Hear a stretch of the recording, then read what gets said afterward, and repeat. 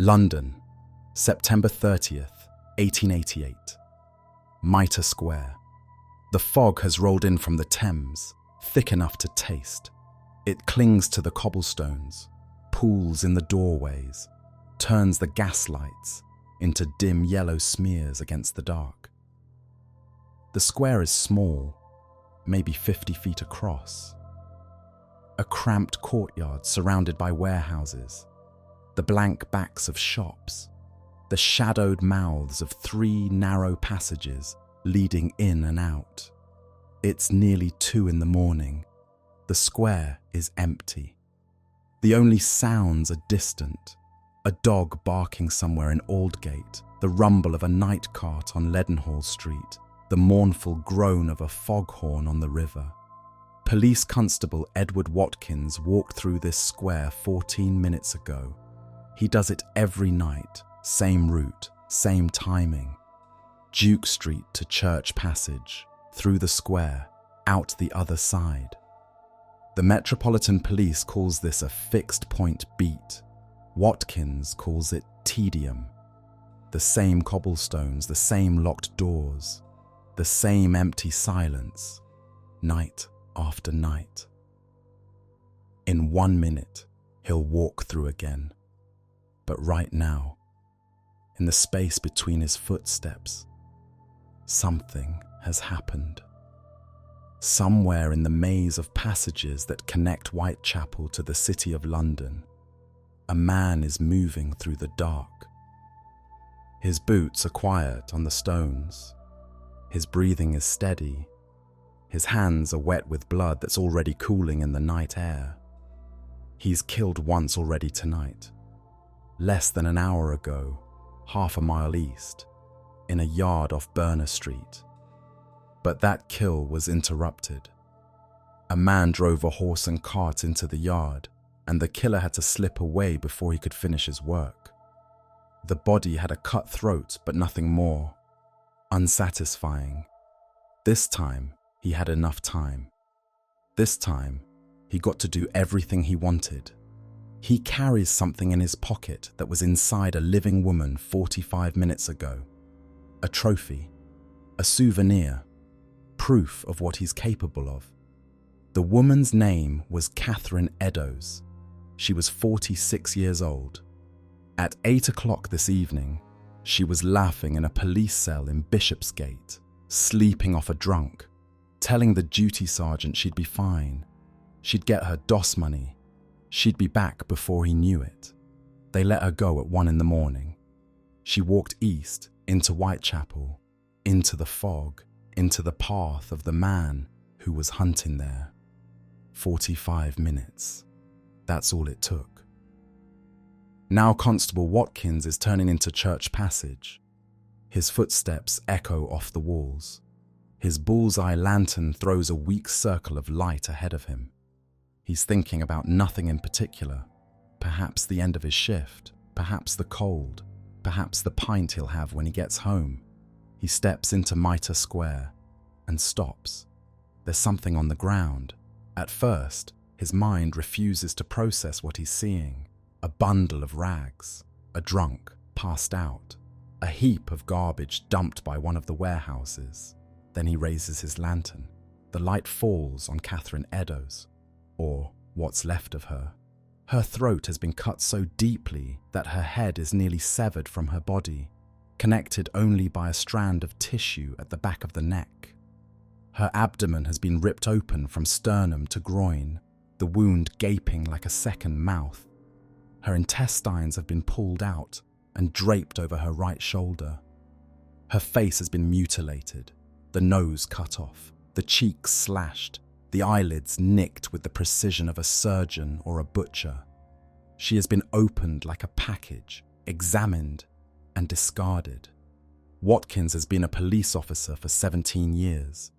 He has seen violence before, but nothing like this. Nothing that turns a human being into this. He runs for help. He finds a night watchman at a nearby warehouse. Together they raise the alarm. Within minutes, police are converging on Mitre Square from every direction. The killer is already gone.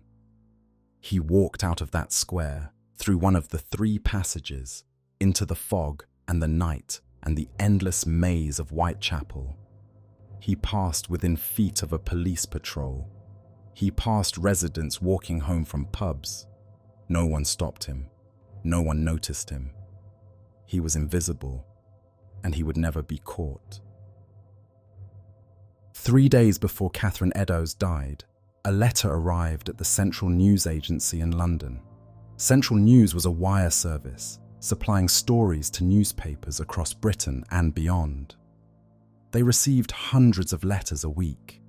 Tips, complaints, corrections, the occasional crank manifesto. Most went straight into the bin. This one was different. It was written in red ink, in a neat, sloping hand. The spelling was imperfect, but the penmanship was careful. It was addressed to "Dear Boss," a phrase that suggested familiarity, perhaps mockery. And it was signed with a name that would echo through history. "Dear Boss, I keep on hearing the police have caught me, but they won't fix me just yet. I have laughed when they look so clever and talk about being on the right track.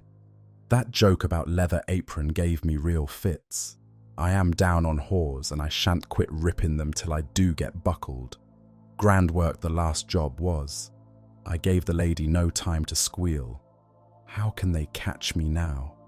I love my work and want to start again. You will soon hear of me with my funny little games.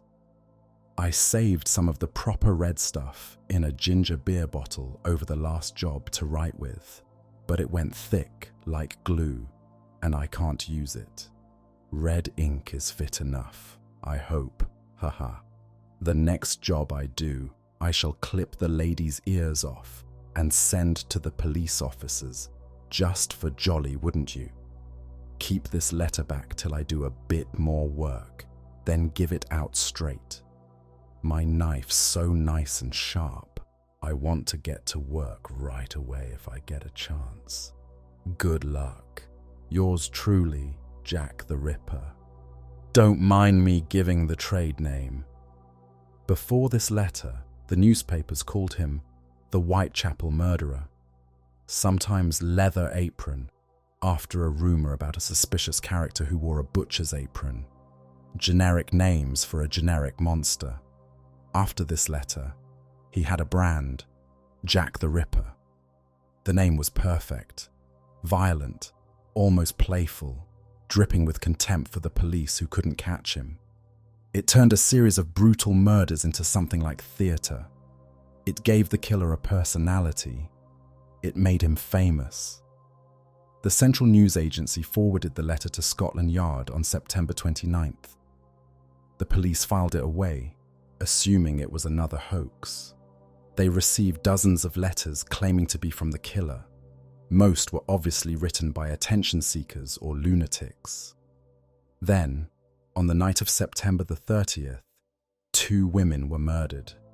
Elizabeth Stride had her throat cut in Berner Street. Catherine Eddowes was butchered in Mitre Square. The newspapers called it the double event, and Catherine Eddowes' ear had been partially severed, not removed, but cut, as if the killer had been interrupted before he could complete the promise in his letter. Suddenly, the Dear Boss letter didn't seem like a hoax anymore. The police released it to the press. Within days, the name Jack the Ripper was on the front page of every newspaper in the English-speaking world. The killer had a name, an identity, a mythology. Here's the problem. The letter was almost certainly fake. The police suspected it from the beginning. The handwriting was too neat, the tone was too knowing, too performative. It read like something written for publication. The timing was suspicious. The letter arrived at a news agency, not the police, and it explicitly asked to be held back till I do a bit more work. This wasn't a killer taunting authorities. This was someone who understood how newspapers worked. In 1931, a journalist named Fred Best reportedly confessed on his deathbed that he and a colleague at the Star newspaper had written the Dear Boss letter to keep the business alive, to sell papers. Sir Robert Anderson, who headed the Criminal Investigation Department during the murders, wrote in his memoirs that the letter was the creation of an enterprising London journalist. The real killer probably never called himself Jack the Ripper, but the name stuck. And for 136 years, it has defined how we think about these crimes, not as tragedies, but as puzzles. Not as 5 women murdered, but as a mystery to be solved.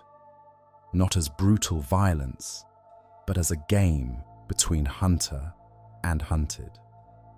The name Jack the Ripper turned murder into entertainment. We're still entertained today.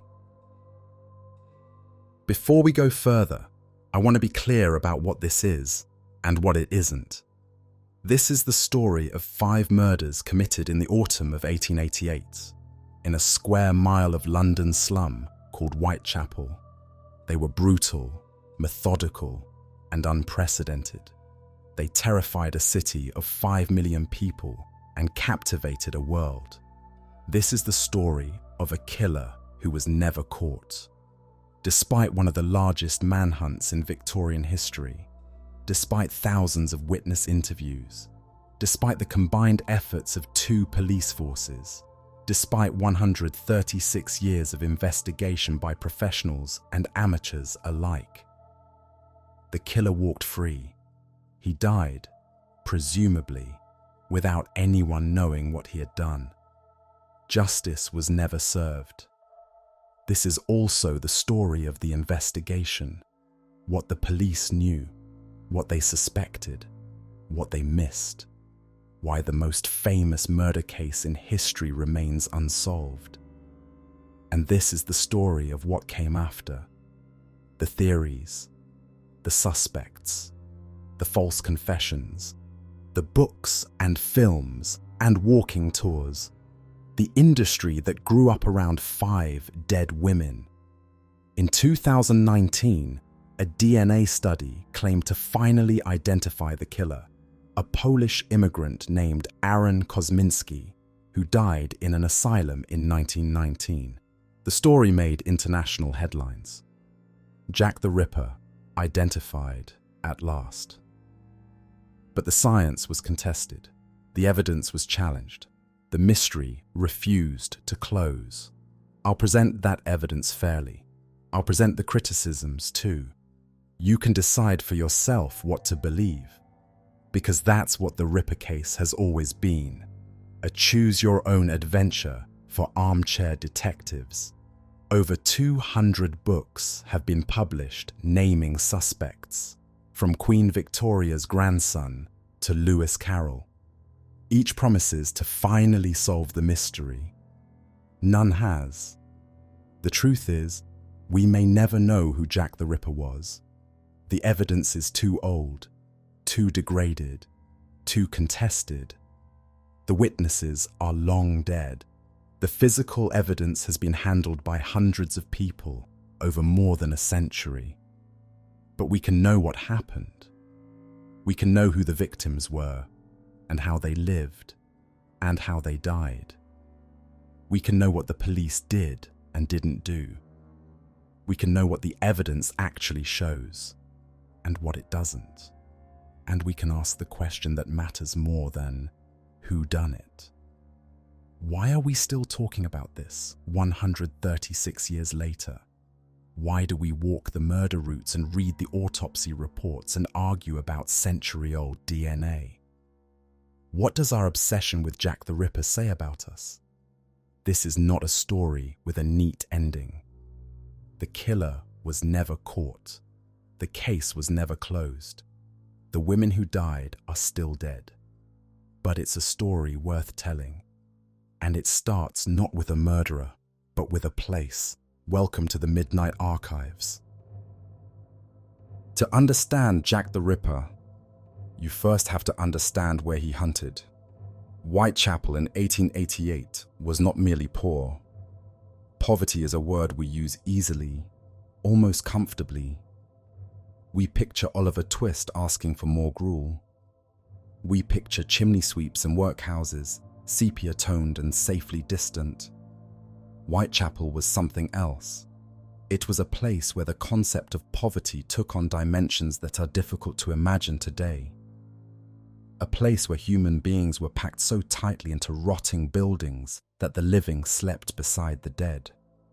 A place where children died before their 5th birthday at rates that would shame a medieval plague. A place where the only escape from starvation was alcohol, theft, or selling your body for the price of a bed. Jacob Adler, a Yiddish theatre actor who emigrated from Russia in the 1880s, wrote of his first encounter with the area. The further we penetrated into this Whitechapel, the more our hearts sank. Was this London? Never in Russia, never later in the worst slums of New York, were we to see such poverty as in the London of the 1880s. Think about that for a moment. A man who had lived through Russian pogroms, who would later experience the tenements of the Lower East Side, looked at Whitechapel and saw the worst poverty of his life. The area covered roughly 1 square mile on the eastern edge of London, just beyond the ancient walls of the city. By day, it was a chaos of street markets, slaughterhouses, tanneries, breweries, and sweatshops. The streets were thick with vendors selling everything from fish to furniture. Carts rumbled over cobblestones. Children dodged between horses.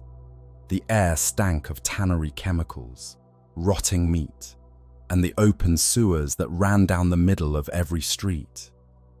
By night, it became something else entirely. The gas lamps, where they existed at all, cast weak pools of yellow light that made the surrounding darkness seem deeper. Fog rolled in from the Thames, thick and yellowish with coal smoke, reducing visibility to a few feet.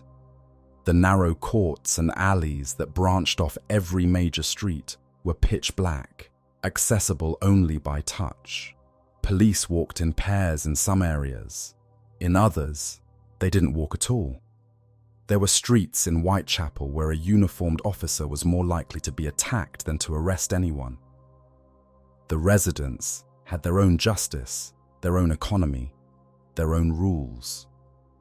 By October 1888, the Metropolitan Police estimated that Whitechapel contained approximately 1,200 prostitutes and 62 brothels. This was almost certainly an undercount. When survival required 4pence for a bed, and there was no work, and no relief, and no hope, the distinction between prostitute and desperate woman became meaningless. Over 200 common lodging houses, called doss houses, provided beds for around 8,000 homeless people every night. The arrangement was simple. 4pence bought you a bed in a communal room. You might share that room with 100 other people, sleeping on stained mattresses, fighting for blankets, listening to coughing and snoring and crying, and occasionally the ragged breathing of someone dying in the dark. If you couldn't afford 4pence, you paid 2pence for the 2-penny hangover, a rope stretched across the room that you could lean against while you slept, sagging against it until dawn, when the rope was cut and everyone fell to the floor. If you couldn't afford 2pence, you slept in doorways, in alleys, in the corners of warehouses, wherever you could find shelter from the cold. 1 in 4 children born in Whitechapel died before age 5. Tuberculosis was endemic. Cholera swept through periodically.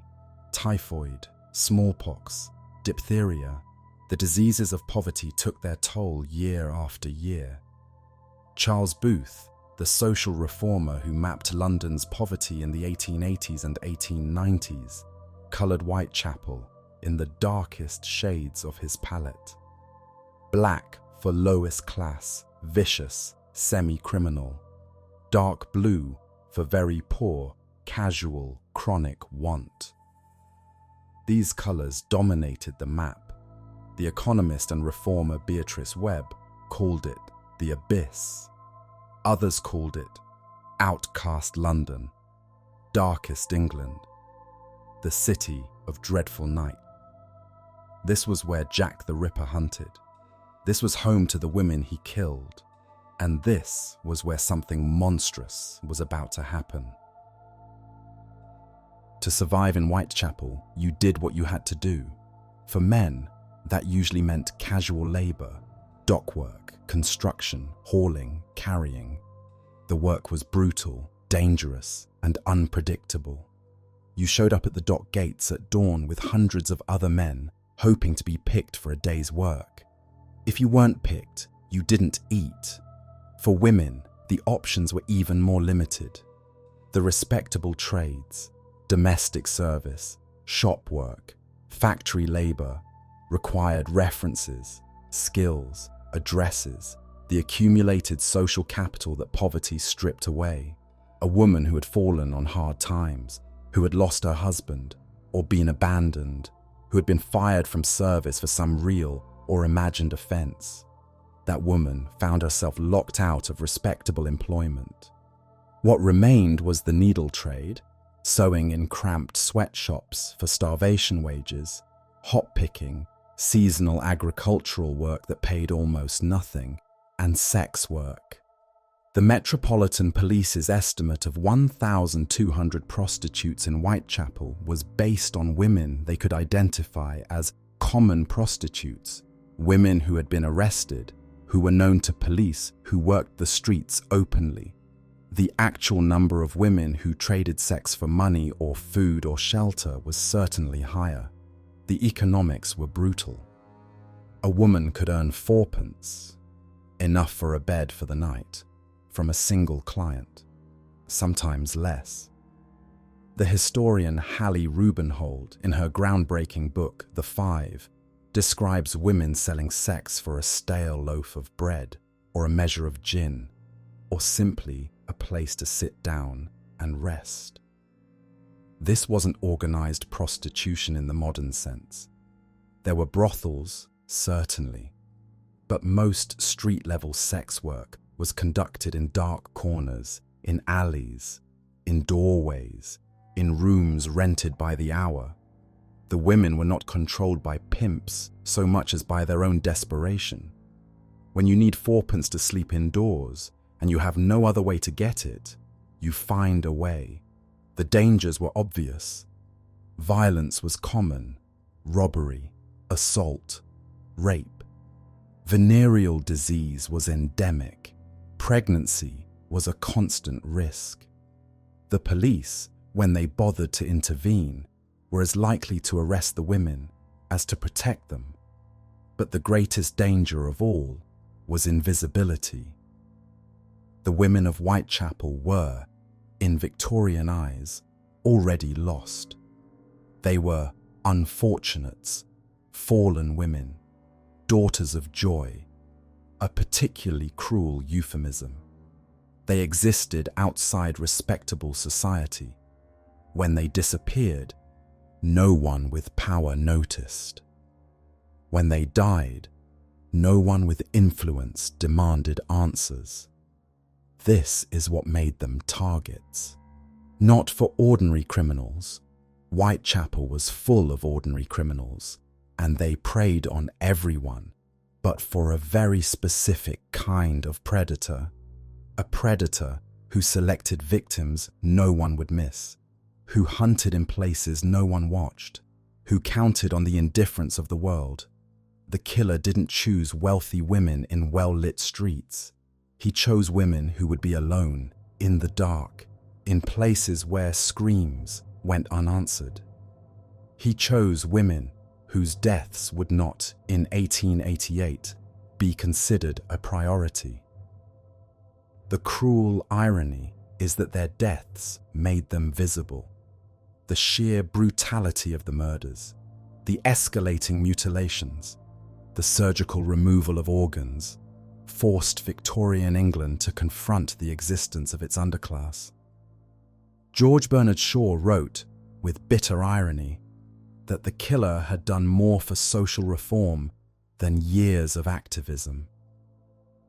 Whilst we conventional social democrats were wasting our time on education, agitation, and organization, some independent genius has taken the matter in hand, and by simply murdering and disemboweling 4 women, converted the proprietary press to an inept sort of communism.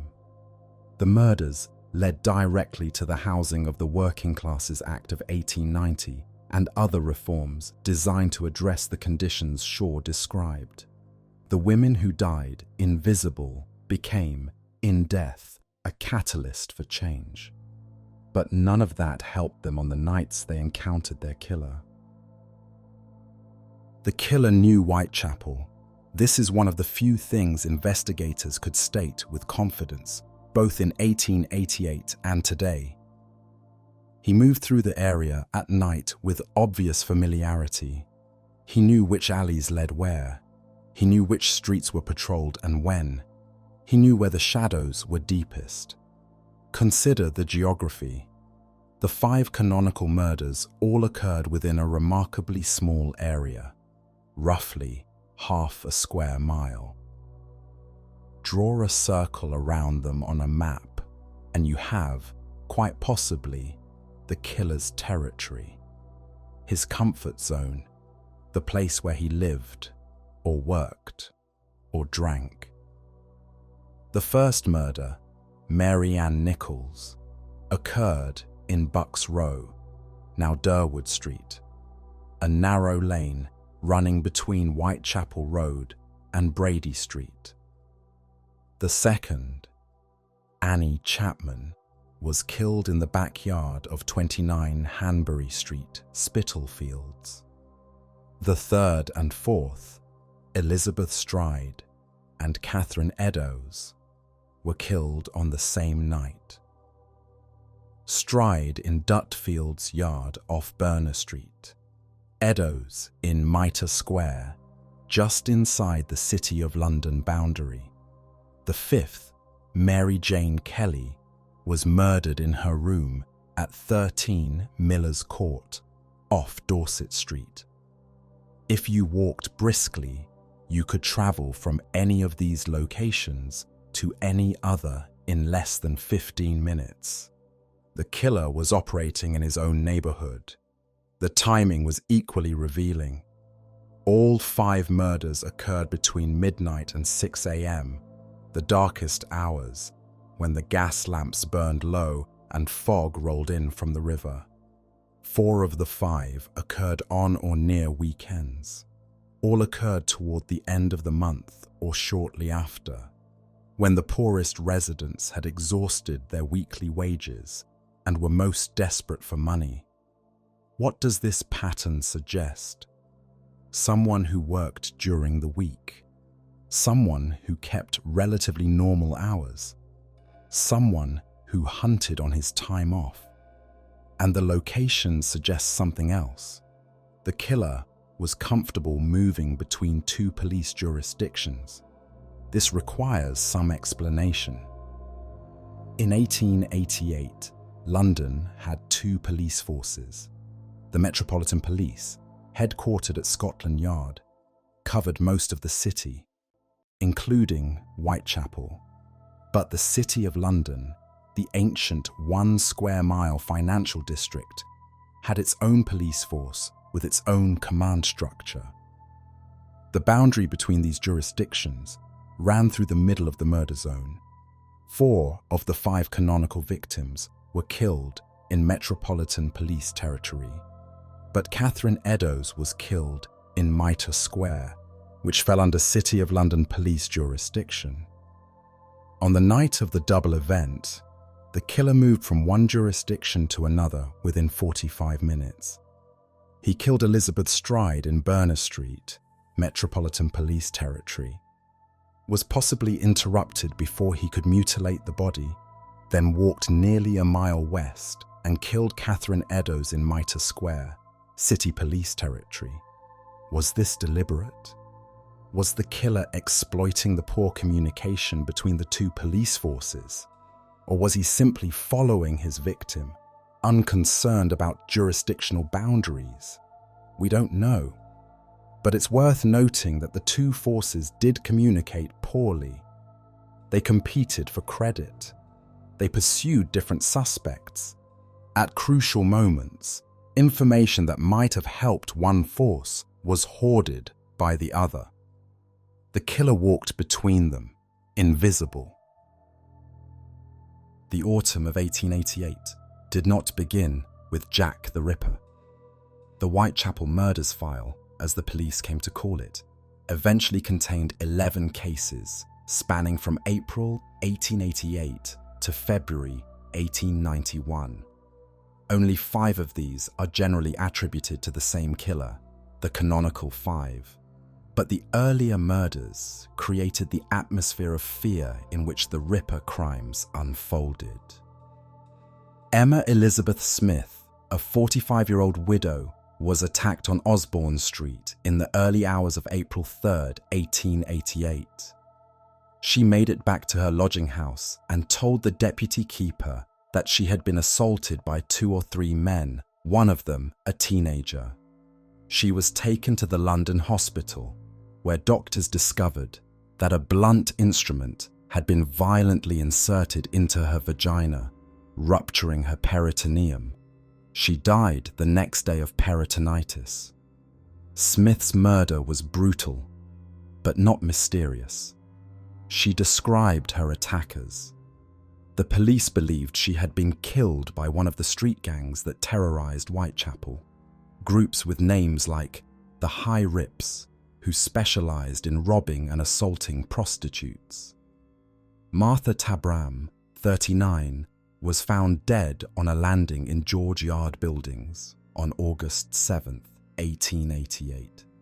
She had been stabbed 39 times with 2 different weapons, a penknife and something larger, possibly a bayonet. Her throat was not cut. Her body was not mutilated in the manner that would later become the Ripper's signature. Tabram's murder was different from Smith's, but also different from what came after. Some researchers include her in the Ripper's tally. Others consider her the victim of a separate killer, perhaps a soldier, given the possible bayonet wound.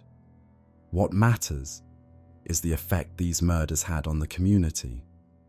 By late August 1888, Whitechapel was already on edge. 2 women had been brutally murdered within 4 months. The press was full of speculation about Leather Apron, a mysterious figure who supposedly wore a butcher's apron and terrorized local prostitutes. The police had arrested and released multiple suspects without result. The women of Whitechapel knew they were being hunted. They didn't know by whom. And then, on the last day of August, the real nightmare began. Friday, August 31st, 1888, 3:40 a.m. Bucks Row was a narrow, cobbled street running between Whitechapel Road and Brady Street. During the day, it served the local industries, warehouses, a wool processing plant, the gates of a stable yard. At night, it was empty, dark, patrolled only by the occasional beat constable. Charles Cross was a carman, a cart driver, who walked through Bucks Row every morning on his way to work. He had done it hundreds of times, usually seeing nothing more than stray cats and the occasional drunk sleeping it off in a doorway. This morning, he saw something different. A shape on the ground, lying against the gateway to a stable yard. In the darkness, it looked like a tarpaulin. Something fallen off a cart, perhaps, or a bundle of discarded cloth. Cross walked closer. It was too dark to see clearly. He reached down to touch whatever it was. His hand met cold flesh. It was a woman lying on her back, her skirts pushed up around her waist. Another carman, Robert Paul, came walking up behind Cross. Together, they tried to determine if she was alive. They couldn't feel a heartbeat. They couldn't tell if she was breathing. They also couldn't see, in the darkness, what had been done to her. The two men went to find a policeman. They found PC Jonas Meisen on his beat and told him a woman was lying in Bucks Row, drunk or dead, they couldn't say. By the time Meisen reached the scene, another constable, PC John Neal, had already discovered the body while walking his own beat. Neal had a bullseye lantern. In its light, he saw what Cross and Paul had missed. The woman's throat had been cut, not slashed, severed. 2 cuts, deep and deliberate, had sliced through the skin, the muscle, the windpipe, all the way to the vertebrae. Her head was nearly detached from her body. Dr. Rees Ralph Llewellyn, a local physician, was summoned from his home on Whitechapel Road. He arrived at approximately 4 a.m. and conducted a preliminary examination by lantern light. The woman was dead, had been dead for perhaps half an hour. Her legs were still warm. Her throat was cut so deeply that Llewellyn declined to move the body until it could be transported to the mortuary. It was only there, in better light, that the full extent of the injuries became clear. Her abdomen had been ripped open. A deep, jagged wound ran from the lower abdomen upward, exposing her intestines. Additional cuts, made with the same knife, marked both sides of her abdomen. Her vagina had been stabbed twice. Dr. Llewellyn noted that the wounds were inflicted with a moderately sharp, long-bladed knife. He estimated the entire attack, throat cutting and abdominal mutilation, had taken no more than 4 or 5 minutes. There was no sign of struggle, no defensive wounds on her hands, no evidence she had screamed. The killer had approached, incapacitated, killed, and mutilated a woman in total silence on a public street and vanished without being seen. The woman was identified the next day. Her name was Mary Ann Nichols, Polly to those who knew her. She was 43 years old. She had been married, had 5 children, and had been separated from her husband for 8 years. She had lived in and out of workhouses and doss houses for most of that time, drinking heavily, working occasionally as a domestic servant, losing jobs, drifting. On the night she died, she had been turned away from her lodging house at 18 Thrall Street because she didn't have 4pence for a bed. The deputy keeper, a woman named Mary Russell, recorded her last words. "I'll soon get my doss money. See what a jolly bonnet I've got now." She was wearing a new bonnet, black straw, trimmed with velvet. She thought it would attract business. She walked out into the dark, looking for 4pence. She found something else. Saturday, September 8th, 1888. 5:45 a.m. 1 week later, 29 Hanbury Street, Spitalfields. The house was a common lodging establishment, cheap rooms rented by the night or week. The front door was never locked. Anyone could walk in off the street, through the hallway, and out the back door into a small yard enclosed by a wooden fence. John Davis, a resident of the house, went out into the yard just before 6 a.m. to use the outdoor privy. He found a woman lying on the ground between the back steps and the fence. Like Mary Ann Nichols, her throat had been cut. Like Nichols, she had been disemboweled. But this time, the killer had gone further. Dr. George Bagster Phillips, the divisional police surgeon, arrived at approximately 6:30 a.m. His examination conducted at the scene and later at the mortuary, revealed injuries that went beyond anything the police had seen before. The woman's throat had been cut with 2 strokes, severing the windpipe and esophagus, cutting down to the spinal column. The cuts ran from left to right, suggesting a right-handed killer. Her abdomen had been entirely laid open. The intestines had been severed from their attachments, lifted out of the body, and placed on the victim's right shoulder. The uterus and portions of the bladder and vagina had been removed entirely. They were never found.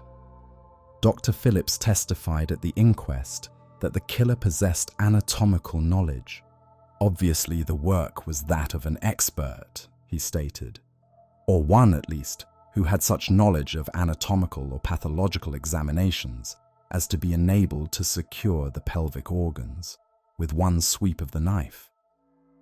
This assessment would be debated for 136 years. Some experts agreed with Phillips. The removal of the uterus while leaving the bladder largely intact suggested someone who knew exactly what they were looking for and how to find it. Medical training, perhaps, or experience as a butcher, slaughterman, or hunter. Others disagreed. The wounds were brutal, not surgical. In the dim light of a Whitechapel backyard, with police patrols potentially minutes away, true surgical precision was impossible. Anyone with basic anatomical knowledge available in medical textbooks sold in any bookshop, could have inflicted these wounds. What's beyond debate is this: the killer had escalated. The first murder was brutal, but relatively straightforward. A cut throat, a ripped abdomen, a quick escape. The second was methodical. The killer had taken time. He had positioned the body. He had removed organs. He had taken trophies. He wasn't just killing, he was collecting. The victim was identified as Annie Chapman, also known as Dark Annie. She was 47 years old, a widow whose husband had died in 1886. She had lived on the street since then, occasionally selling flowers or doing crochet work, more often relying on casual prostitution. Like Polly Nichols, she had been turned away from her lodging house on the night she died. She didn't have the 8p required for a bed. The deputy keeper, Timothy Donovan, remembered her saying, "Don't let the bed, I'll be back soon." She was last seen alive at approximately 5:30 a.m., standing near 29 Hanbury Street, talking to a man. A witness named Elizabeth Long described him as over 40, a little taller than Chapman, shabby genteel in appearance, wearing a dark coat and a deerstalker hat. Shabby genteel, not a labourer, not a vagrant, someone who presented himself as respectable but had seen better days. 15 minutes later, Annie Chapman was dead. Sunday, September 30th, 1888. 1 a.m. 3 weeks passed without incident. The police doubled patrols. Vigilance committees formed. Groups of citizens who walked the streets at night, watching for suspicious characters. The press speculated wildly about the killer's identity, his motives, his next move. Then came the night of the double event.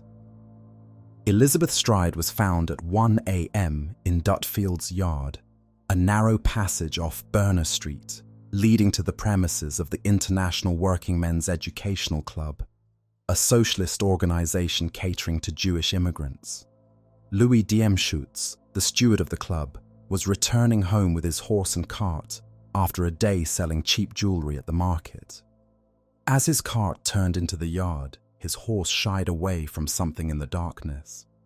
Diemschutz prodded the obstacle with his whip, struck a match, and saw a woman lying on the ground. He assumed she was drunk. When he went into the club to fetch a candle, he found members still awake after a debate on the necessity of socialism among Jews. They came out with lights and discovered the truth. Elizabeth Stride's throat had been cut. One clean stroke, left to right, severing the windpipe. Blood pooled beneath her body, still flowing. The wound was fresh, perhaps only minutes old. But unlike the previous victims, she had not been mutilated. Her body was intact. Her clothing was undisturbed.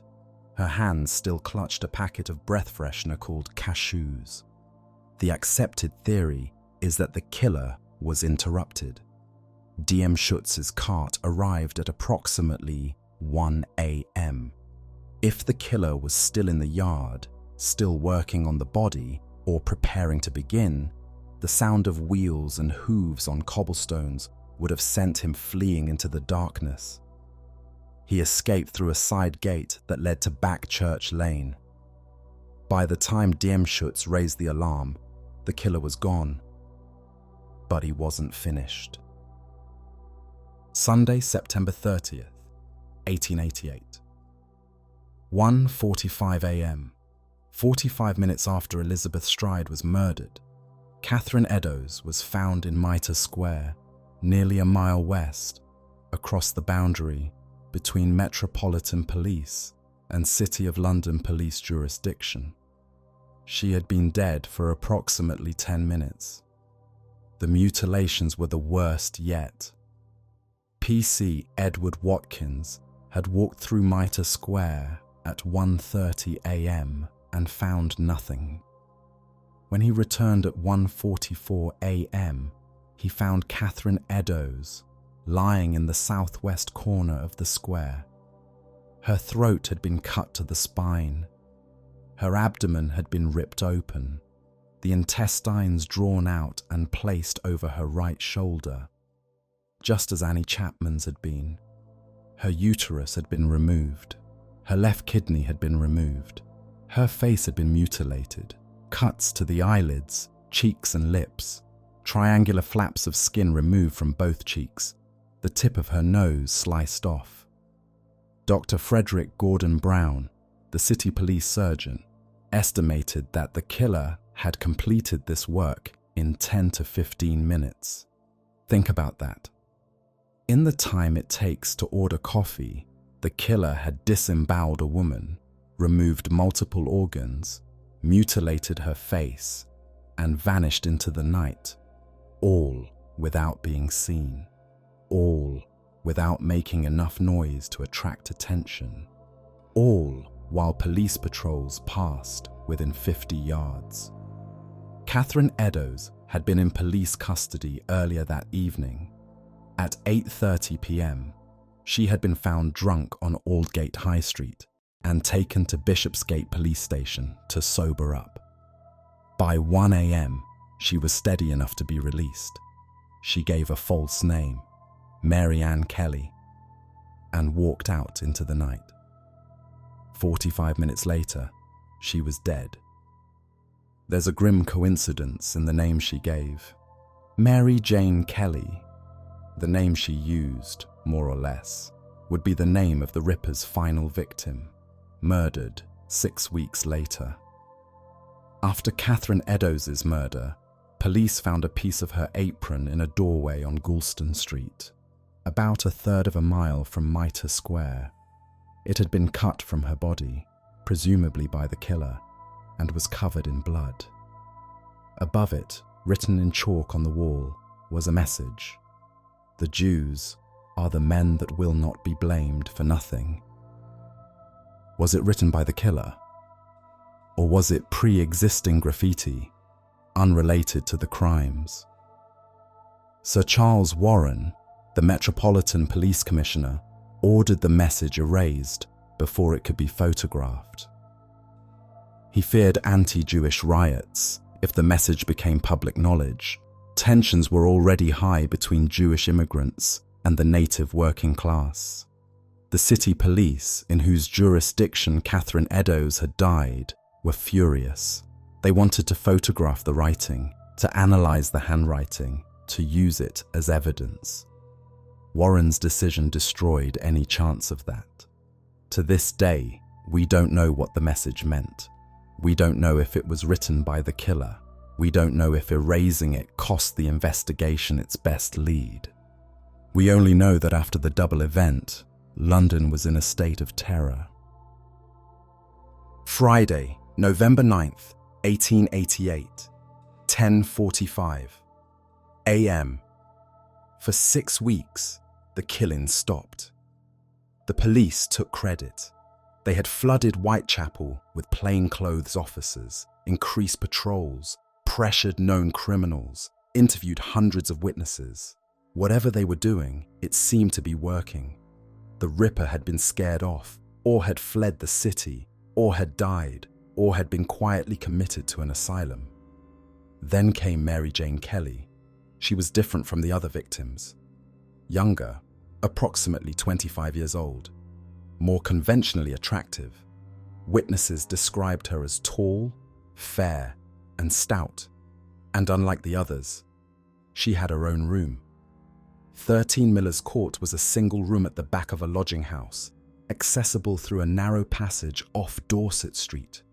It was 12 feet square, sparsely furnished with a bed, 2 tables, and a fireplace. The rent was 4 shillings and 6pence a week, about 12 times what a doss house bed cost. Mary Jane Kelly was weeks behind on her rent. On the morning of November 9th, the landlord's assistant, Thomas Bowyer, was sent to collect the money. When Kelly didn't answer his knock, Bowyer reached through a broken window pane. The glass had been smashed weeks earlier and never repaired, and pushed aside the coat that served as a curtain. What he saw sent him running. The crime scene photographs still exist. They're the only photographs from any of the Ripper murder scenes, and they're almost incomprehensible. Mary Jane Kelly lay on her bed, naked except for a linen undershirt. Her throat had been cut so deeply that the wound reached the spine, severing the head almost entirely. Her face had been hacked beyond recognition. The nose, cheeks, eyebrows, and ears had been partially removed, the skin flayed from the underlying muscle. Her abdomen had been emptied.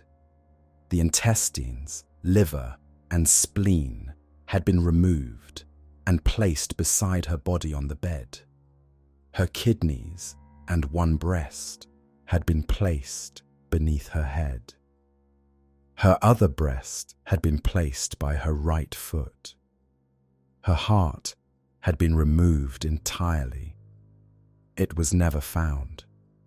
The flesh had been stripped from her thighs down to the bone. The flesh from her abdomen had been piled on the bedside table. Dr. Thomas Bond, who examined the scene, estimated that the mutilations had taken at least 2 hours. The killer had worked behind a locked door, with a fire burning in the grate, with all the time he needed. For the first time, he had been able to do exactly what he wanted. Mary Jane Kelly was the last of the Canonical 5. After her murder, the Ripper-style killings stopped. At least, the killings that matched this pattern. Why? The honest answer is, we don't know. Perhaps the killer died. Perhaps he was imprisoned for another crime, committed before anyone realized he was the Ripper. Perhaps he was quietly committed to an asylum by family members who suspected the truth, but couldn't face making it public. Perhaps he simply moved away, taking his compulsions to another city, another country, another hunting ground. The Whitechapel Murders file remained open until 1892. Additional murders were investigated. Rose Mylett, Alice Mackenzie, Francis Coles, but none quite matched the Ripper's signature.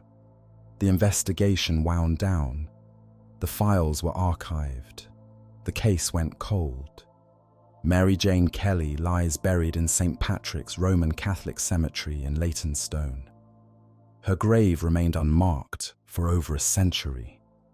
In 2019, a headstone was finally erected, paid for by public donations. She was approximately 25 years old. She had told friends she was from Ireland, that she had been married, that her husband had died in a mining accident. None of these claims have been verified. We don't even know if Mary Jane Kelly was her real name. She remains, like her killer, a mystery. What do the 5 murders tell us about the man who committed them? Victim selection.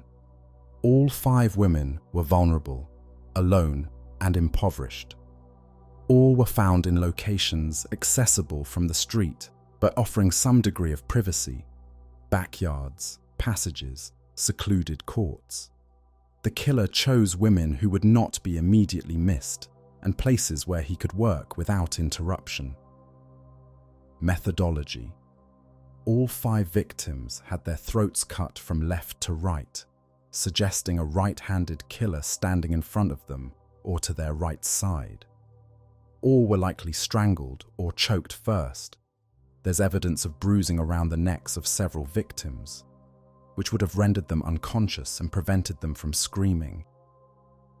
The throat cutting came after, followed by the abdominal mutilations. Escalation. The mutilations became more extreme with each murder. Nichols was disemboweled. Chapman had organs removed. Eddowes was mutilated almost beyond recognition. Kelly was utterly destroyed. This pattern of escalation is common in serial killers. Each crime satisfies the compulsion less than the last, requiring more extreme acts to achieve the same psychological effect. Trophies. Chapman's uterus was taken. Eddowes' uterus and kidney were taken. Kelly's heart was taken. The killer was collecting body parts, souvenirs of his crimes. Why? Sexual gratification, ritualistic significance, simple proof of what he'd done. We can only speculate. Timing. All 5 murders occurred in the early hours of the morning, between midnight and 6 a.m. 4 of the 5 occurred on or near weekends. This suggests someone with a regular work schedule who hunted on his time off. Risk tolerance. The killer operated in increasingly dangerous circumstances. The first 4 murders were committed outdoors, on streets patrolled by police, in an area saturated with vigilance committees. He completed complex mutilations in near total darkness, working by touch. This suggests either extraordinary confidence or an inability to control his urges, or both. Local knowledge. The killer knew Whitechapel intimately. He navigated its maze of alleys without error. He evaded police patrols with ease. He knew where to find victims and where to escape afterward. This was almost certainly someone who lived or worked in the area. Forensic awareness. The killer left almost no physical evidence, no footprints, no fingerprints, no witnesses who could identify him. He washed his hands before leaving the scenes. There was blood on Mary Kelly's door handle, but not on the passage walls. He thought about evidence. He thought about getting caught. This was not a random madman lashing out in frenzy. This was a predator who selected his victims carefully, planned his attacks methodically, and executed them with cold precision. He was intelligent. He was careful. He was never caught. The Jack the Ripper investigation was doomed from the start by a structural problem that no amount of detective work could overcome. 2 separate police forces, with separate command structures, were investigating the same crimes. The Metropolitan Police, headquartered at Scotland Yard, covered most of London, including Whitechapel, where 4 of the 5 canonical victims were found. The force was large, spread thin, and led by Sir Charles Warren, a military man with no detective experience. Warren had been appointed not to solve crimes, but to maintain public order. His previous accomplishment was suppressing the Bloody Sunday riot of 1887. The City of London Police, a separate force covering the ancient 1 square mile financial district, entered the case after Catherine Eddowes was murdered in Mitre Square. They were smaller than the Met, better resource per officer, and commanded by James Fraser, a former military officer with a more flexible approach to investigation. On paper, the two forces cooperated. In practice, they competed. They shared information reluctantly. They pursued different suspects. They gave contradictory statements to the press. At crucial moments, decisions made by one force undermined the efforts of the other. The most infamous example is the Galston Street graffito. After Catherine Eddowes' murder, a piece of her blood-stained apron was found in a doorway on Galston Street. Above it, written in chalk, was a message: "The Jews are the men that will not be blamed for nothing." The city police wanted to photograph the message before dawn. The handwriting might provide a clue to the killer's identity. The unusual spelling of Jews might indicate a foreign writer. At minimum, the message was evidence that should be preserved.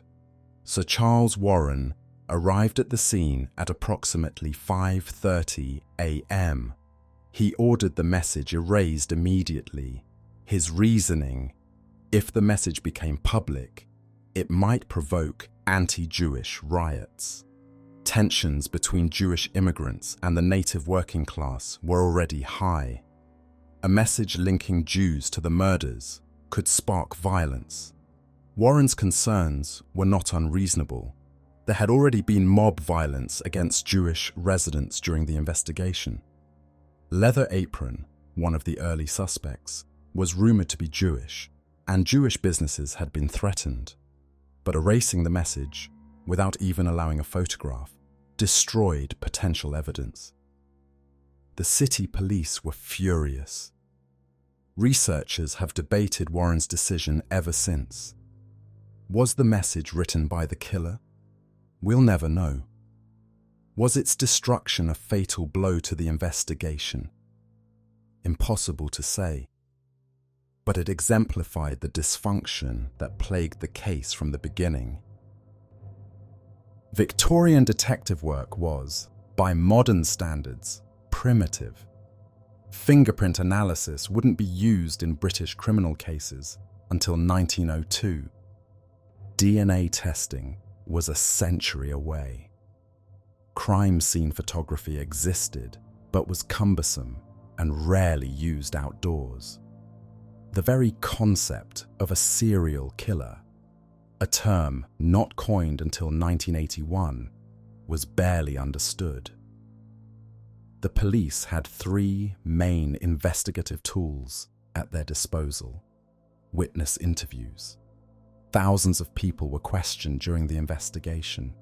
Anyone who claimed to have seen the victims on the nights they died, anyone who looked suspicious, anyone who had information to share, all were interviewed, often multiple times. The problem was that the witnesses contradicted each other. The man seen with Annie Chapman was described as shabby genteel, over 40, wearing a deerstalker hat. The man seen with Catherine Eddowes was younger, wearing a cloth cap and a red neckerchief. Were these the same person in different clothes? Different people entirely? Innocent men who had nothing to do with the murders? Witness testimony is notoriously unreliable, especially in cases involving brief encounters in poor lighting. The descriptions gathered during the Ripper investigation are so varied that they could describe almost any man in Whitechapel. Door-to-door searches, After the double event, police conducted house-to-house inquiries throughout Whitechapel. Every common lodging house was searched. Every resident was questioned. Anyone who couldn't account for their movements on the nights of the murders was detained and investigated. According to police reports, over 2,000 lodgers were interviewed. 80 people were detained for further questioning. None proved to be the killer. Informants and tips. The police were inundated with letters from the public, some offering theories, some claiming to have information, many claiming to be the killer himself. The estimate varies, but somewhere between 200 and 600 letters were received, claiming to be from Jack the Ripper. Most were obvious hoaxes, some were deranged. A few, including the Dear Boss letter and the From Hell letter, received serious consideration. The police also relied on informants within the Whitechapel community. Scotland Yard had cultivated sources among the local population, people who would report suspicious activity in exchange for payment or lenience on minor charges. But informants were scarce in Whitechapel. The community distrusted police deeply. Many residents were immigrants, some illegal. Others had their own reasons to avoid official attention. The code of the streets was simple. You didn't talk to coppers. On October 16, 1888, George Lusk received a package in the mail. Lusk was the chairman of the Whitechapel Vigilance Committee, a group of local businessmen who had organized to assist the police and offer rewards for information. He had been receiving threatening letters for weeks, the price of putting himself forward as a public figure in the investigation. This package was different. Inside was a small cardboard box. Inside the box, wrapped in paper, was half a human kidney, and accompanying it was a letter. "From hell, Mr. Lusk saw. I send you half the kidney I took from one woman, preserved it for you t'other piece I fried, and ate it was very nice. I may send you the bloody knife that took it out if you only wait a while longer. Signed, Catch me when you can, Mr. Lusk." Lusk's first instinct was to dismiss it as another sick prank. Medical students had access to preserved organs. Someone with a warped sense of humor could have obtained a kidney from a teaching hospital and sent it as a joke. But the Vigilance Committee insisted he seek a medical opinion. The kidney was taken to Dr. Thomas Openshaw at the London hospital. Openshaw's examination was not comprehensive. The science of the time had severe limitations, but he reached several conclusions. The kidney was human. It came from a woman approximately 45 years old. It had been preserved in alcohol, not formalin, which medical schools typically used. And it showed signs of Bright's disease, a kidney ailment characterized by inflammation and protein in the urine. Catherine Eddowes' left kidney had been removed by the killer. She was 46 years old. Her remaining kidney, examined at autopsy, showed signs of Bright's disease. Was the kidney Catherine Eddowes's? The evidence is circumstantial but suggestive. A hoaxer would have needed access to a preserved human kidney from a woman of the right age with the right disease. That's a remarkable coincidence. On the other hand, Bright's disease was common among the poor, who drank heavily and had limited access to clean water. The kidney could have come from any number of cadavers. The From Hell letter differs markedly from the Dear Boss correspondence. The handwriting is cruder. The spelling is worse. There's no playful signature, no Jack the Ripper branding. It reads like something written by a genuinely disturbed person rather than a journalist playing games. Many researchers consider the From Hell letter the most likely genuine communication from the killer. The inclusion of an actual organ pushes it beyond the realm of casual hoaxes. Someone went to considerable effort to acquire that kidney, preserve it, and mail it to the head of the Vigilance Committee. Whether that someone was Jack the Ripper, we'll never know for certain.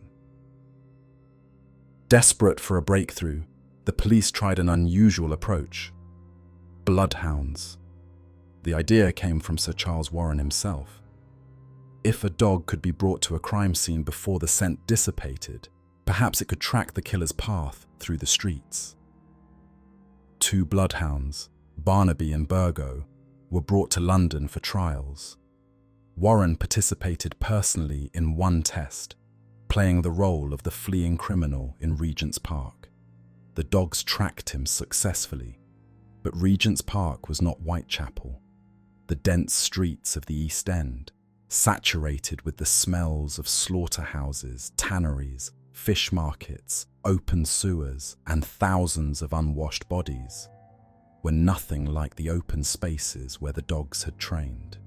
In preliminary trials in Whitechapel, the dogs performed erratically, losing the scent within minutes. The Bloodhound initiative was quietly abandoned, but not before it created one of the investigation's most darkly comic episodes. On the morning Mary Jane Kelly's body was discovered, police delayed breaking down her door for several hours, reportedly waiting for the bloodhounds to arrive. The dogs never came. They had been returned to their owner weeks earlier. No one had thought to inform the officers on the scene. By the time the door was finally opened, whatever evidence the scene might have yielded was hopelessly compromised. On November 8, 1888, one day before Mary Jane Kelly's murder, Warren resigned as Commissioner of the Metropolitan Police. His departure was officially attributed to a dispute over writing articles for the press without Home Office approval, but his handling of the Ripper investigation had made his position untenable. Warren was replaced by James Monroe, who had previously served as head of the Criminal Investigation Department before resigning over disagreements with Warren. Monroe's appointment came too late to affect the investigation. The Canonical Murders ended with Mary Jane Kelly. The case file remained open for years. Officers continued to investigate promising leads, interview suspects, follow up on tips, but the trail had gone cold. The killer had vanished. Why did the largest manhunt in Victorian history fail to catch Jack the Ripper? The limits of forensic science. Modern investigators have DNA, fingerprints, trace evidence analysis, digital forensics, and 100 other tools. Victorian police had none of these. The killer could leave blood at every scene, touch every surface, and still be impossible to identify. Physical evidence, in 1888, proved nothing. The geography. Whitechapel was a maze. Narrow alleys, blind courts, passages that cut between buildings, cellars that connected across property lines. A man who knew the area could vanish in seconds. The killer clearly knew the area intimately, the victim population. The women targeted were transient, often intoxicated, frequently moving between lodging houses. They kept irregular hours. Their movements were nearly impossible to track. Their disappearances were not immediately noticed. The witness problem. In Whitechapel, people didn't talk to police. The community was deeply suspicious of authority, with good reason given how the poor were typically treated. Many residents were immigrants, some undocumented. Others had their own legal troubles to worry about. Witnesses who might have seen something stayed silent. Jurisdictional dysfunction. The Metropolitan Police and City Police worked at cross purposes throughout the investigation. Information that might have been useful was not shared. Leads that might have been pursued fell through the cracks. false leads and confirmation bias. The police wasted considerable time pursuing theories that proved false. Leather apron, the medical student hypothesis, the Jewish immigrant angle. Every dead end consumed resources and attention that might have been directed elsewhere. The killer's skill. Jack the Ripper was not a disorganized madman. He selected vulnerable victims in isolated locations. He killed quickly and quietly. He escaped before police could respond. He left almost no evidence behind. Whatever else he was good at murder. The investigation was formally closed in 1892, though the file remained technically open for decades. More than 100 suspects were investigated over the years. None was ever charged. The killer was never identified. In 1894, 6 years after the murders, Sir Melville Macnaghten wrote a confidential memorandum that would shape Ripper research for the next century. Macnaghten had joined the Metropolitan Police in 1889 after the Canonical Murders were over. He never personally investigated the case, but as Assistant Chief Constable, he had access to the files and, more importantly, to the institutional memory of officers who had worked the investigation.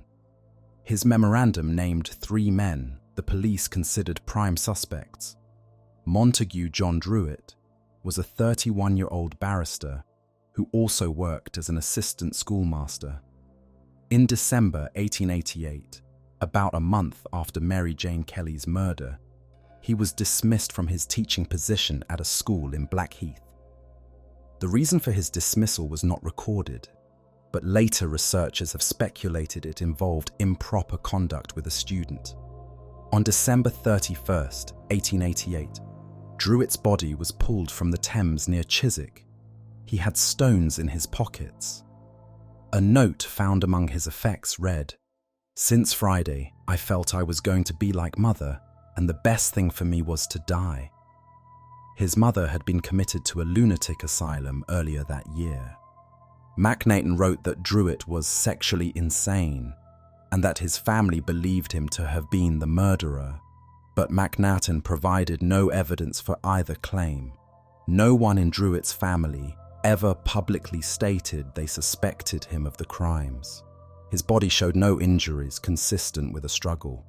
He had alibis for some of the murders. On September 8th, the day Annie Chapman died, he was playing cricket in Dorset, over 100 miles from London. The case against Druitt is circumstantial at best. He lived in the right area at the right time. He killed himself shortly after the murders stopped. That's essentially the entire argument. Michael Ostrog was a Russian-born conman and thief who used numerous aliases and claimed, among other things, to have been a surgeon in the Russian Navy. Macnaghten described him as a mad Russian doctor with homicidal tendencies.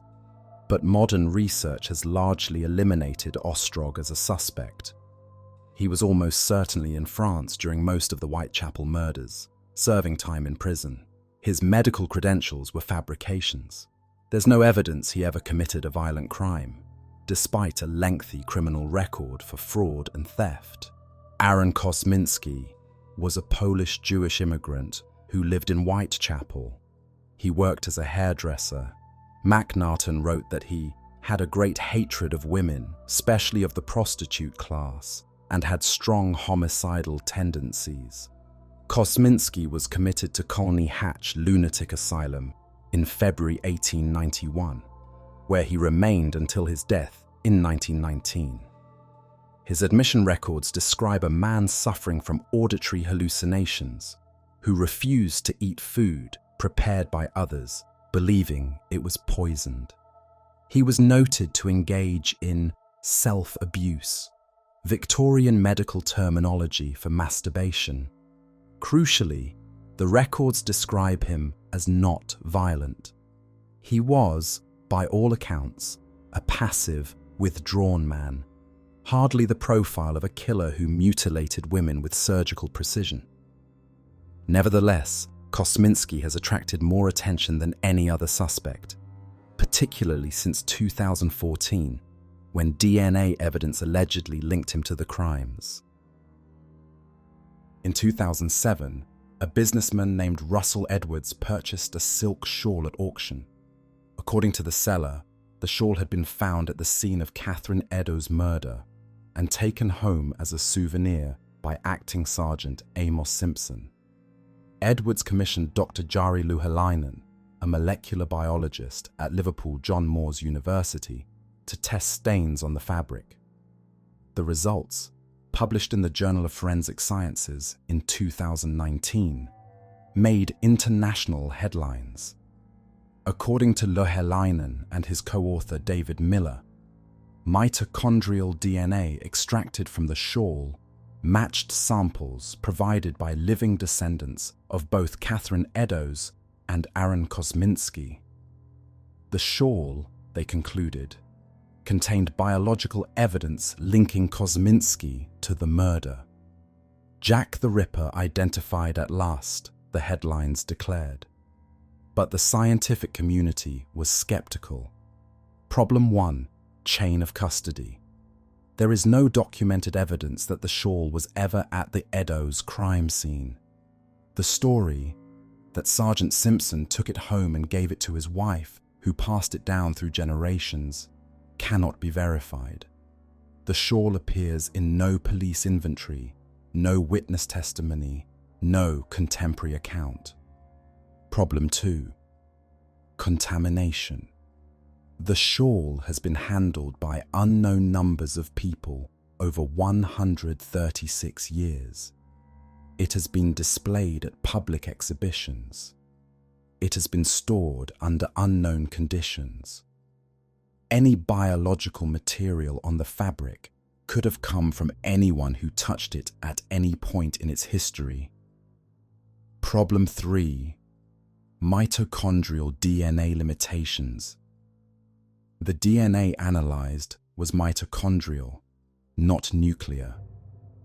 Mitochondrial DNA is passed down only through the maternal line and is shared by all individuals descended from the same maternal ancestor. A match proves only that the DNA could have come from Kosminski or any of his maternal relatives, a group that might include thousands of people, particularly among the closely intermarried Jewish communities of Eastern Europe. Problem 4. Data transparency. In September 2019, the Journal of Forensic Sciences issued an expression of concern about the study after the authors were unable to produce the original data for independent verification. The raw genetic sequences were never made available to other researchers. As of 2024, Edwards continues to advocate for his findings. He has called for an official inquest to legally name Kosminski as the killer. Catherine Eddowes' descendant, Karen Miller, supports the effort. "We have got the proof," Miller told the Daily Mail in January 2025. "Now we need this inquest to legally name the killer." But the scientific consensus remains skeptical. The DNA evidence does not conclusively identify Jack the Ripper. It suggests a possible link to one suspect, a link that cannot be independently verified and may be the result of contamination. Aaron Kosminski remains a suspect. He is not a proven killer. In 1970, a physician named Thomas Stowell published an article suggesting that Jack the Ripper was Prince Albert Victor, Duke of Clarence, Queen Victoria's grandson and, at the time of the murders, second in line to the throne. The theory was sensational. It was also almost certainly nonsense. Prince Albert Victor, known as Eddie to his family, was a dim, amiable young man whose main interests were hunting and the military. He died of influenza in 1892 at age 28 and showed no signs of the syphilitic madness Stowell attributed to him. More importantly, he had documented alibis for most of the murders. During the double event of September the 30th, he was at Balmoral Castle in Scotland, attending the royal family's annual autumn retreat. Court records, guest lists, and contemporary correspondence all confirm his presence. Stowell's article was sloppy, speculative, and quickly debunked, but the royal connection proved irresistible. In 1976, writer Stephen Knight published Jack the Ripper, The Final Solution, which expanded the conspiracy to truly baroque proportions. According to Knight, the murders were committed by Sir William Gull, Queen Victoria's personal physician, with the assistance of a coachman named John Netley, and possibly the artist Walter Sickert. The motive? A cover-up. According to Knight, Prince Albert Victor had secretly married a Catholic shopgirl named Annie Crook and fathered a child by her. The Whitechapel victims were prostitutes who knew about the marriage and had to be silenced. The Freemasons were involved naturally. The murders contain Masonic symbolism. The entire British establishment had conspired to commit ritual killings in the streets of London. The theory required believing that a 72-year-old physician personally disemboweled 5 women in public. The British government commissioned ritualistic murders. 5 random Whitechapel women all happened to know state secrets. The Freemasons encoded their symbols in the mutilations. Everyone involved kept the conspiracy secret for nearly a century. Knight's theory was based largely on the claims of Joseph Gorman, who said he was Walter Sickert's illegitimate son and had been told the whole story by Sickert himself. In 1978, Gorman admitted he had made it all up, yet the royal conspiracy refuses to die. It formed the basis of the graphic novel From Hell by Alan Moore and the 2001 Johnny Depp film of the same name. It appears in countless documentaries, novels, and television programs. It remains one of the most popular Ripper theories in popular culture. This is the fundamental problem with Ripperology. The most entertaining theories are rarely the most credible. The Ripper's apparent medical knowledge led some researchers to focus on suspects with surgical training. Several Americans have been proposed. Dr. Francis Tumblety was an Irish-American quack doctor who traveled extensively and claimed expertise in Indian herb remedies. He was arrested in London in November 1888, not for murder, but for gross indecency, the Victorian legal term for homosexual acts. Before he could be questioned about the Whitechapel murders, Tumblety fled to France, then to the United States. Scotland Yard sent Inspector Walter Andrews to pursue him across the Atlantic, suggesting the police considered him a serious suspect.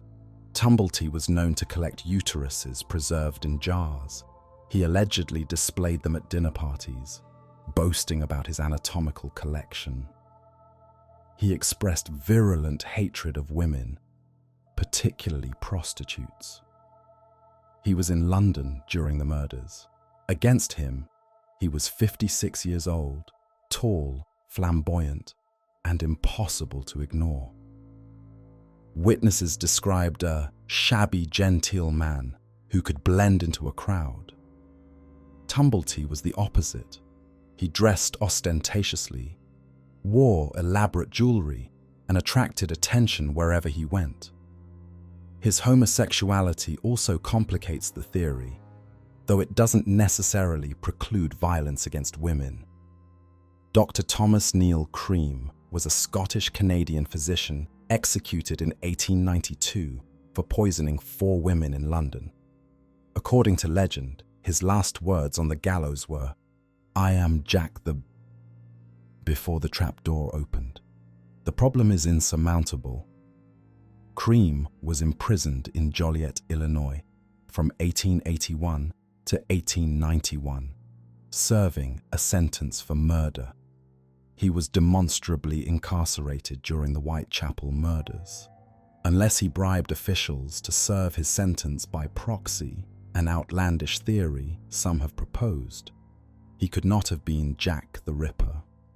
H. Holmes, born Herman Webster Mudgett, was America's first documented serial killer. He constructed a hotel in Chicago designed specifically for murder, complete with secret passages, soundproofed rooms, and a crematorium in the basement. He was executed in 1896 for the murder of his business partner, though he confessed to killing 27 people. In 2017, the History Channel aired a series called American Ripper that explored the theory that Holmes was Jack the Ripper. The series was produced in collaboration with Jeff Mudgett, Holmes's great-great-grandson, who claimed to have found evidence that Holmes was in London in 1888. The theory has superficial appeal. Holmes was a documented serial killer with medical training. He was clever enough to evade detection for years. He killed primarily for profit, but his methods showed a willingness to mutilate that suggested darker impulses. But the evidence placing Holmes in London during the murders is thin to non-existent. His known movements in 1888 place him in the United States. His preferred method, poison and suffocation, was nothing like the Ripper's frenzied knife attacks. His victims were typically people he knew, killed for insurance money or to cover up other crimes, not random women on the street. More damning, Holmes's entire criminal enterprise depended on charm and manipulation. He lured victims into relationships, built trust, then killed them when they became inconvenient. This is the opposite of the Ripper's methodology, which relied on anonymity and speed. The H. Holmes theory makes for compelling television. It does not make for compelling history. Perhaps the most credible suspects are the most mundane. Local men who lived and worked in Whitechapel, who knew its streets intimately, who would have been invisible in the crowd. Joseph Barnett was Mary Jane Kelly's former lover. They had lived together in the room at 13 Miller's Court until shortly before her murder, when they separated after a quarrel. Barnett was a fish porter, work that would have given him skill with a knife and familiarity with anatomy. The theory: Barnett killed the first 4 women to frighten Kelly off the streets, hoping she would return to him. When that failed, he killed Kelly herself in a jealous rage. The extreme mutilation of Kelly's body, far beyond what the previous victims suffered, suggests a personal relationship between killer and victim. It's circumstantial but intriguing. Barnett knew Kelly intimately. He knew the layout of her room. He was never satisfactorily alibied for the nights of the murders, and the killings stopped after Kelly died, the one victim who mattered to Barnett. Against him, there's no physical evidence linking Barnett to any of the crimes. He was questioned by police and released. His testimony at Kelly's inquest was straightforward and apparently honest. The "frighten her off the streets" motive requires a psychological sophistication that seems at odds with a fish porter's education. Charles Lechmere, also known as Charles Cross, was the man who discovered Mary Ann Nichols' body. He worked as a carman, driving a cart for the Pickford's delivery company. His route to work took him through Whitechapel every morning at approximately the time the murders occurred.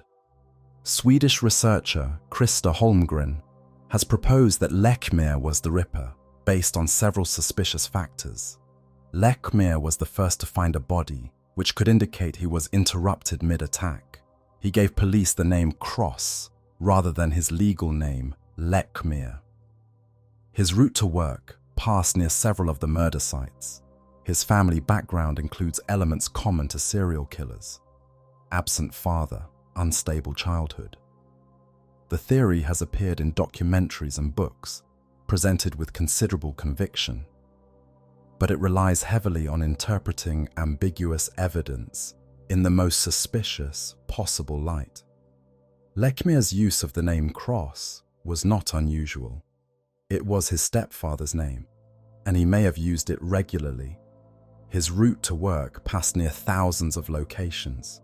Finding a body doesn't make someone a killer. Aaron Kosminski, the Polish barber mentioned in the McNarton Memorandum and implicated by the 2019 DNA study, remains the suspect with the strongest evidentiary support. A witness reportedly identified him as having been seen with a victim, though the witness refused to testify against a fellow Jew. He was committed to an asylum, suggesting mental illness. He lived in Whitechapel during the murders.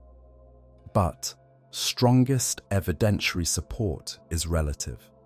The DNA evidence is contested. The witness identification cannot be verified. His asylum records describe a passive, withdrawn man, not a violent predator. After 136 years, no suspect can be definitively linked to the crimes. Here's what we actually know about Jack the Ripper. He was male. The physical evidence, the witness descriptions, the nature of the crimes all point to a man. He was local. The geographic clustering of murders, his ability to navigate Whitechapel in darkness, his apparent comfort in the area, all suggest someone who lived or worked nearby. He probably had a regular job. The timing of murders suggests someone who worked during the week and hunted on weekends. He had some anatomical knowledge, whether from medical training, butchery, hunting, or self-education. He knew enough about human anatomy to locate and remove internal organs in near-total darkness. He was never caught. Despite the largest manhunt in Victorian history, he escaped justice. Everything else is speculation. The DNA evidence pointing to Kosminski is contested.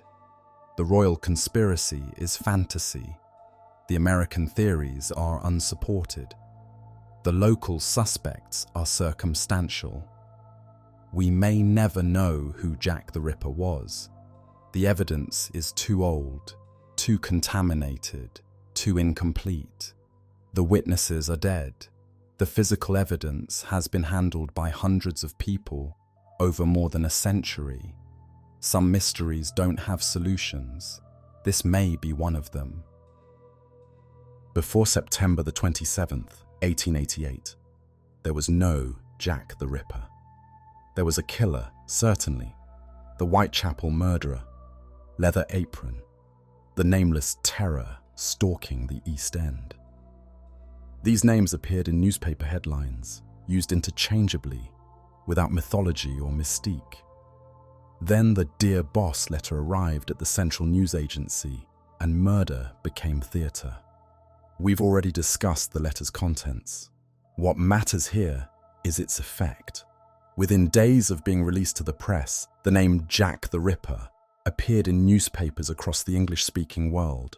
It was repeated in pubs and parlours, whispered in lodging houses, scrawled on walls as graffiti. It became a brand, recognisable, memorable, almost exciting. The name transformed how people thought about the crimes. The Whitechapel Murderer was a description. Jack the Ripper was a character. He had a personality now. Mocking, theatrical, untouchable. He sent letters to the press. He taunted the police. He was playing a game, and he was winning. This reframing was not accidental. The Dear Boss letter was almost certainly written by a journalist, not the killer. It was designed to sell newspapers, to keep the story alive. To turn brutal crimes into entertainment, it worked. After the Dear Boss letter was published, the floodgates opened. Police and newspapers received hundreds of letters claiming to be from Jack the Ripper. Some were threats, some were confessions, some were crude attempts at humor. Most were obviously the work of cranks, attention seekers, or people with serious mental illness. But the volume was overwhelming. Every letter had to be read, evaluated, filed. Resources that might have been spent on investigation were consumed by correspondence. The police tried to manage the situation by publishing facsimiles of the Dear Boss letter and Saucy Jackie postcard, hoping someone would recognize the handwriting. Instead, the publications served as templates for hoaxers. Hundreds of imitators copied the style, the phrases, the signature. Jack the Ripper became a collective creation, a role anyone could play, a mask anyone could wear. Among the hundreds of letters received, 3 have attracted sustained attention from researchers. The Dear Boss letter, September 27, 1888, introduced the name and established the tone: playful, mocking, contemptuous. It promised to clip the ladies' ears off and send them to police. The Saucy Jackie postcard, October 1st, 1888, arrived the day after the double event. It was written in similar handwriting, mentioned the double event before it was widely reported, and referenced the earlier letter. It appeared to confirm that both communications came from the killer. The From Hell letter, October 16th, 1888, was different. Sent to George Lusk with half a human kidney, it was written in cruder handwriting with worse spelling. It made no reference to Jack the Ripper. It felt rawer, less performative, more like something a genuinely disturbed person might write. The scholarly consensus, to the extent one exists, is that the Dear Boss letter and Saucy Jackie postcard were hoaxes, probably written by the same journalist. The From Hell letter is more ambiguous. The inclusion of an actual organ elevates it above ordinary pranks. But none of the letters can be definitively linked to the killer. We have no verified sample of his handwriting, no confirmed communication, no way to distinguish genuine correspondence from elaborate hoax. Whether the letters were real or fake, their impact on the case was profound. They gave the killer a name that would echo through history.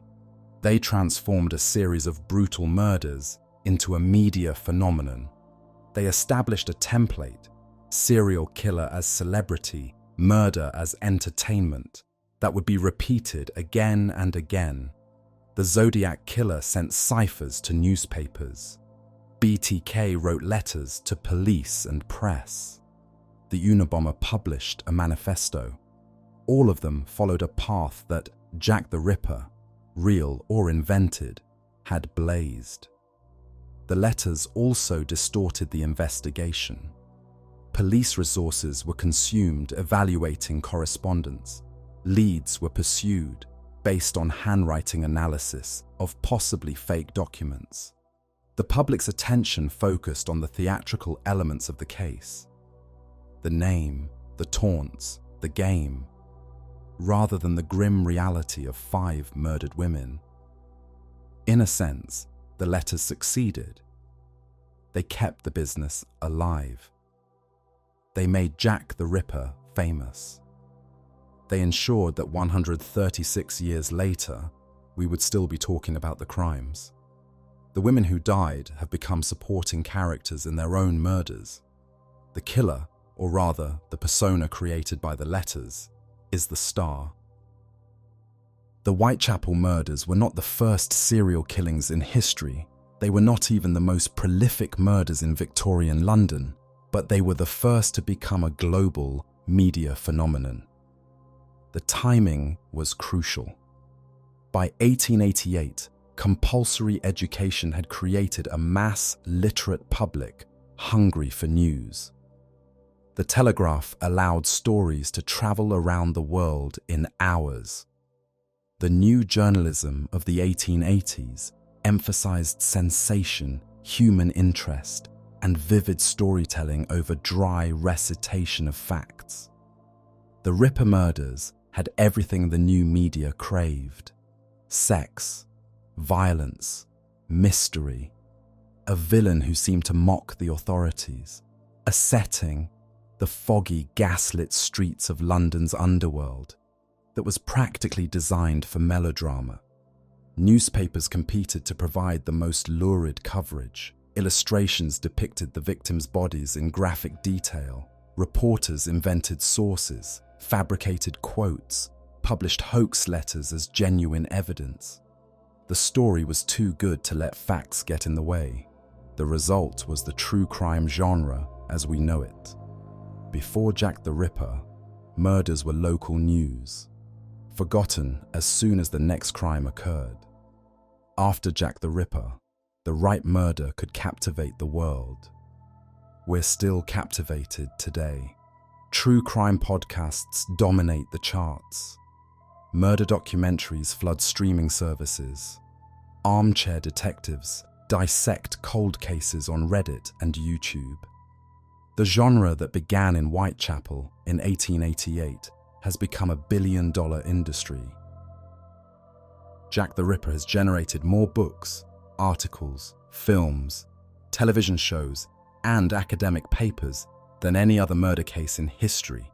The exact count is impossible to determine, but estimates suggest over 200 books have been published naming suspects.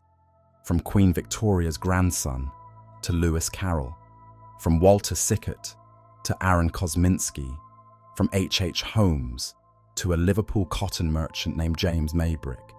Every theory has found an audience. Walking tours of Whitechapel have operated continuously since the 1970s. Multiple companies offer nightly expeditions through the murder sites, complete with dramatic narration and, increasingly, augmented reality technology that overlays Victorian images onto modern streets. The term Ripperology, the amateur study of the case, has existed since the 1970s. Online forums like casebook.org host thousands of enthusiasts who analyze century-old evidence with the intensity of professional detectives. Annual conferences bring ripperologists together to present papers, debate theories, and argue about evidence. Academic journals have published peer-reviewed articles about the case. The Library of Congress maintains a Jack the Ripper collection. The industry is worth millions annually. Murder, packaged correctly, is excellent business. Here's an uncomfortable truth. Most Ripper research is unreliable. The case attracts conspiracy theorists, attention seekers, and people with books to sell. Theories are published without peer review. Evidence is fabricated, exaggerated, or misrepresented. Primary sources are quoted out of context. Speculation is presented as fact. The Maybrick Diary is a perfect example. In 1992, a handwritten journal surfaced that purported to be the confession of James Maybrick, a Liverpool cotton merchant who died in 1889. The diary was written in Victorian-style prose, included details only the killer would know, and named Maybrick as Jack the Ripper. It was almost certainly a modern forgery. The ink was wrong. The handwriting didn't match Maybrick's verified signatures. The Victorian vocabulary included words that weren't in common use until decades later. The provenance was murky. The man who brought the diary forward told multiple contradictory stories about where he found it. Yet the diary still has defenders. Books have been written arguing for its authenticity. Documentaries have been produced exploring the Maybrick theory. Here's an uncomfortable truth. Most Ripper research is unreliable. The case attracts conspiracy theorists, attention seekers, and people with books to sell. Theories are published without peer review. Evidence is fabricated, exaggerated, or misrepresented. Primary sources are quoted out of context. Speculation is presented as fact. The Maybrick Diary is a perfect example.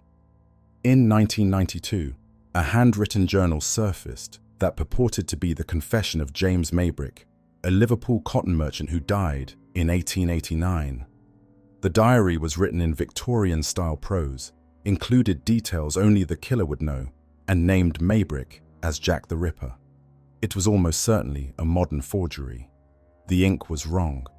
The handwriting didn't match Maybrick's verified signatures. The Victorian vocabulary included words that weren't in common use. After 136 years, what can we actually say with confidence? The killer was male.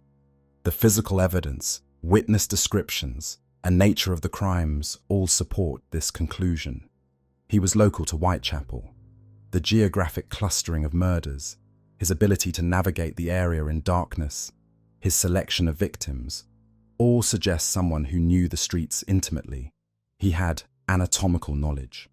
The removal of organs in near total darkness required familiarity with human anatomy, whether from medical training, butchery, or other experience. He selected vulnerable victims.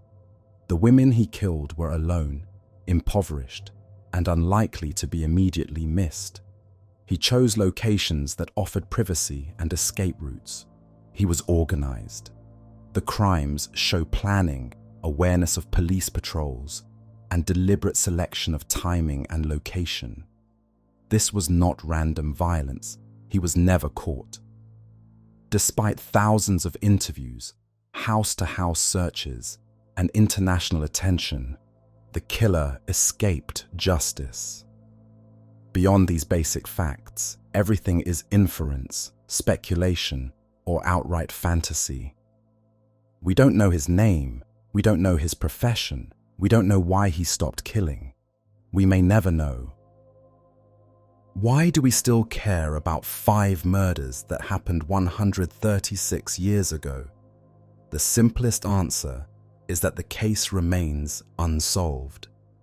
The human brain craves closure, and Jack the Ripper denies it. The mystery persists, and so does our fascination. But there's something deeper at work.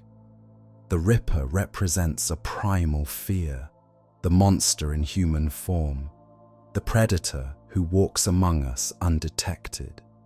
He killed in darkness and vanished into fog. He was never caught, never punished, never even identified. He got away with it. That's terrifying in a way that solved cases aren't. When we know who committed a murder, when we see them tried and convicted, the horror becomes contained. It happened, but it's over. The monster has a face and a name and a cell. Jack the Ripper has none of these. He remains anonymous, faceless, eternal. He could be anyone. He could still be out there. Or rather, someone like him could be. The case also holds a mirror to our own time. We still have serial killers. We still have victims who are ignored because of their class or profession. We still have investigations that fail. The world of 1888 is not as distant as we'd like to believe, and perhaps we're simply drawn to darkness, to violence, to death. True crime has become one of the most popular genres in modern media. We consume stories about murder the way our ancestors consumed ghost stories and fairy tales. For the thrill, the horror, the safe encounter with the worst humanity has to offer. Jack the Ripper was, in some ways, the first modern serial killer. He was also the first to become entertainment. Maybe that's the real horror. Not that he killed, but that we're still watching. The square still exists. You can visit it.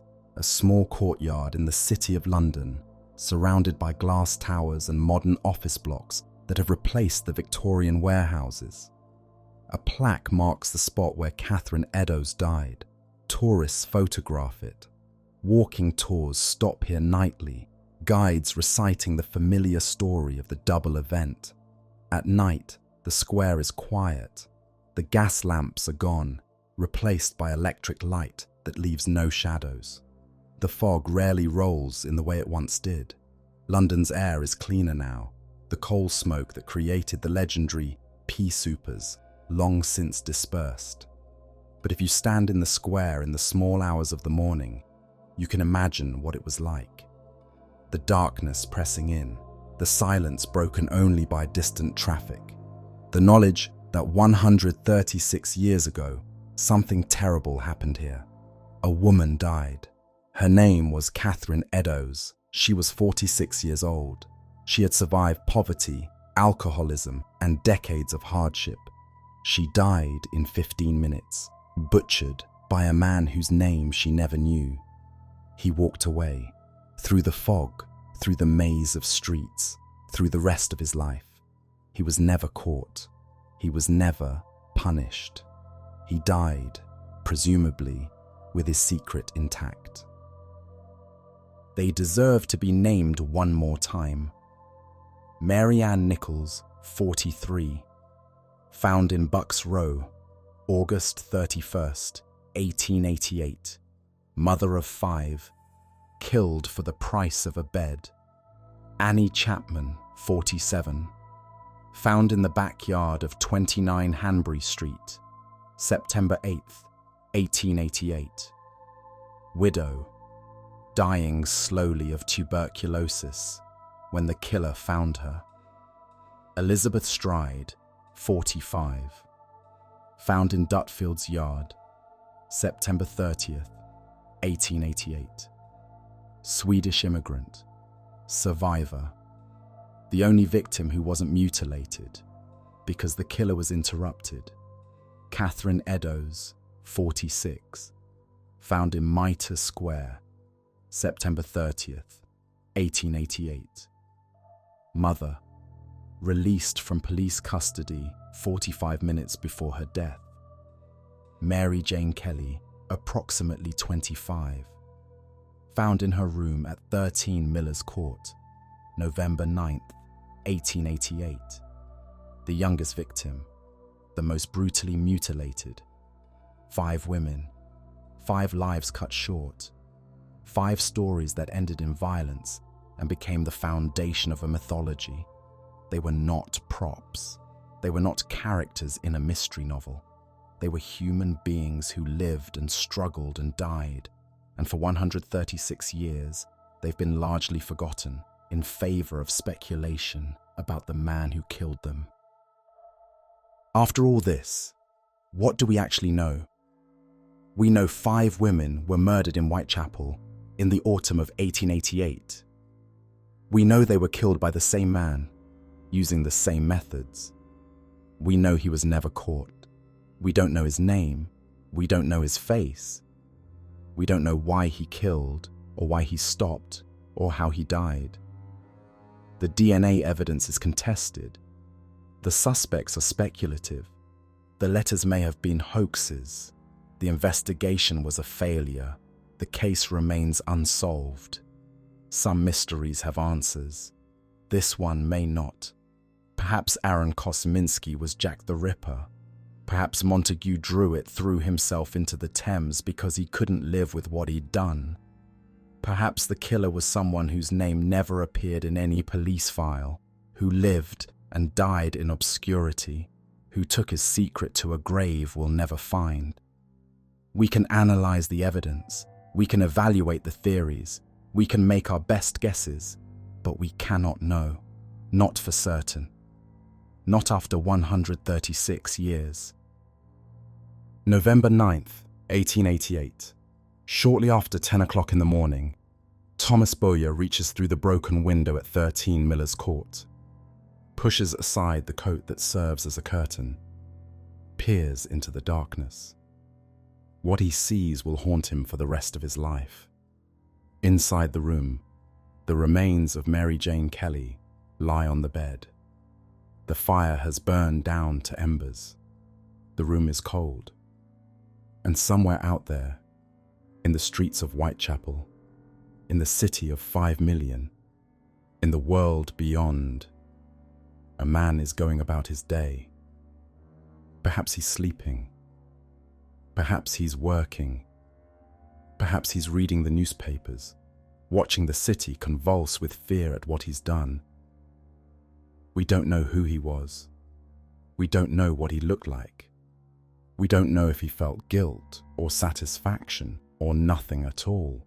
We only know that he existed, that he killed, that he vanished. The fog lifted over London a long time ago. The streets are lit. The killer is dust. But the questions remain.